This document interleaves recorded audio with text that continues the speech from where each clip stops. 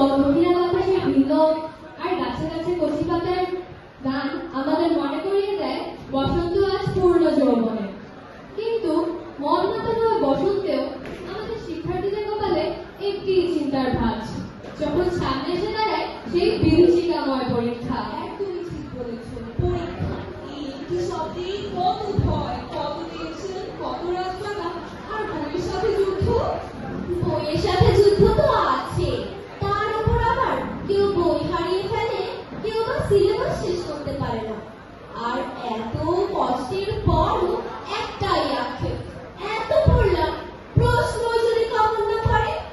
আমাদের চিরচেনা এই অভিজ্ঞতাগুলোকে বাস্তবে রূপ দিতে মঞ্চ কাঁপাতে আসছে আমাদের নবম শ্রেণীর শিক্ষার্থীদের একটি দল। তাহলে চলুন বন্ধুরা, আমাদের নবম শ্রেণীর শিক্ষার্থীদের বিশেষ নাটক পরীক্ষা যুদ্ধ দেখে আসি।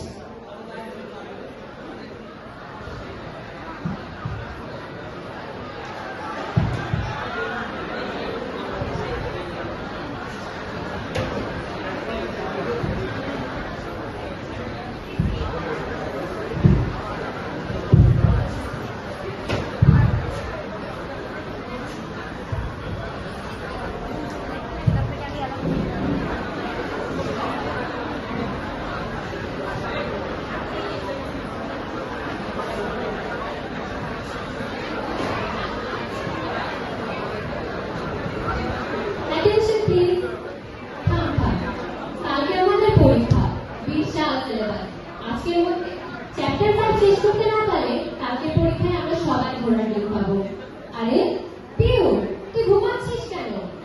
তাড়াতাড়ি উঠে পড়, বই খোল। বই খোল তোর।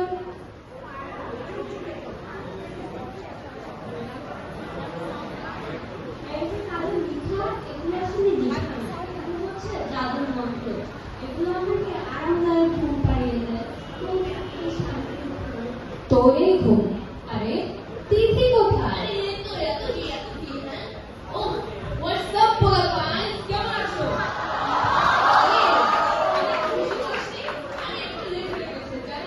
তোদের জন্য একদম গরম গরম খবর নিয়ে এসেছি। আমাদের ম্যাথ টিচার, তোরা তো কালকে স্কুলে যাচ্ছি। আমাদের ম্যাথ টিচার গতদিন একটা ইউনিক হেয়ারস্টাইল নিয়ে এসেছিল। সবাই জানো, আমাদের ম্যাথ টিচারকে দেখে সবাই বলছিল টার্জন স্যার, টার্জন স্যার। একদম টার্জনের মতো লাগছে। আমাদের আরেক ম্যাথ টিচার আমাদের ফেভারিট টিচার, উনি নাকি ইদানিং বিউটি পার্লারে যায়। আমার কোশ্চেন, স্যার যদি বিউটি পার্লারে যায় তাহলে মিস কি করবে? সত্যি তোর তো কোনো লজিকই নেই। একজন গণিত শিক্ষক কিভাবে বিউটি পার্লারে যায়, এটা তো তার জায়গা থেকে আমি লোক পাবে। আর পিও, একই তুই যে ঘুমিয়েছিস, এতে তোর ব্রেন শাটডাউন হবে। সেই জন্য তো বায়োলজি পরীক্ষার আগে পেন পিজিএস তৈরি করে দিচ্ছিস। উফ বাবা, তোদের ব্রেন শাটডাউন হোক আর হ্যাং হোক, তাতে আমার কিছু যায় আসে না। আমার এখন পেটের ভিতর রক্ত শুরু হচ্ছে। আর সারা পড়ার আগে যদি মোমো করা বিরিয়ানি অথবা একটা সিঙ্গারা পাওয়া যেত, তাহলে একটু পেটের নিয়মগুলো একটু নাচানাচি করতো। আরে খাই খাই ডক্টর, তোর তো খালি খাওয়া ছাড়া কথা নাই। আর নিউরন কি তোর পেটে থাকে? নিউরন তো হাঁটুতে থাকে। তোরা কি পাগল? নিউরন পেটেও থাকে না, হাঁটুতেও থাকে না। নিউরন থাকে আমাদের ব্রেইনে। বলো, আমি তো তাই বললাম, ওর ব্রেন তো হাঁটুতেই থাকে। সাধারণ প্রশ্ন হলো, থাক, আমরা এখানে পড়তে এসেছি, কোনো ঝগড়া করতে নয়। আচ্ছা, এই পিউ, তোকে এবার প্রথম প্রশ্নটা করি। বলতো সালোকসংশ্লেষণ কাকে বলে?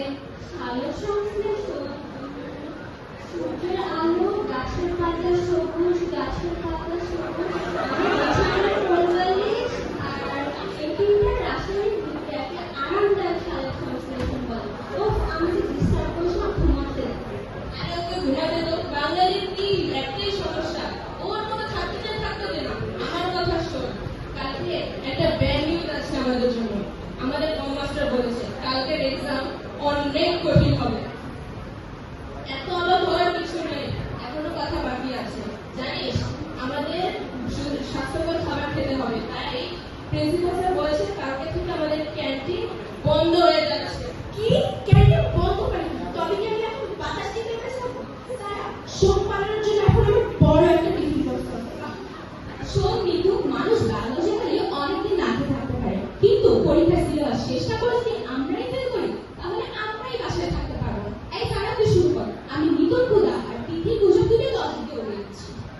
শান্ত হবি না, তাই না? কালকে আমাদের পরীক্ষা, এখন তোরা ডাক্তার জানের গল্প, একজন খিদা নিয়ে বসে আছিস, এরকম করলে হবে? কালকে আমি পরীক্ষায় তোদের একজনকেও দেখাবো না, দেখিস তোরা। না না স্যার প্লিজ রেগে যাস না, আমি এখনই পড়তে বসলাম, খিদে পেলে আমি এখন বই পাতা চিড়ে দেবো। এই বই কে কোথায় পারবেন? আমার কি টিফিন শেষ? আমি পরীক্ষায় গোলা পেয়ে গেছি। থাম থাম, আমাদের পরীক্ষা এখনো হয়নি, আমরা এখনো গোলা পাইনি। আরে এবারে নিতুকে একটা প্রশ্ন করি, বল মানুষের বৈজ্ঞানিক নাম কি? কাতলা কাতলা। আরে কাতলা মাছের বৈজ্ঞানিক নাম বলছিস তুই? তো কি সারাক্ষণ খালি খাবার চিন্তা না? আরে মানুষের বৈজ্ঞানিক নাম তো পেরিফেরাল আমেরিকানা। ওটা তুই, তোর বৈজ্ঞানিক নাম, মানুষের নয়। উফ, তোরা আসলেই পাগল। পেরিফেরাল আমেরিকানা তো আরশোলার বৈজ্ঞানিক নাম। মানুষের বৈজ্ঞানিক নাম তো হচ্ছে হোমো স্যাপিয়েন্স। এখানে হোমো হলো হয়েছে বাবা, হয়েছে, আমি বললাম হয়ে যাচ্ছি।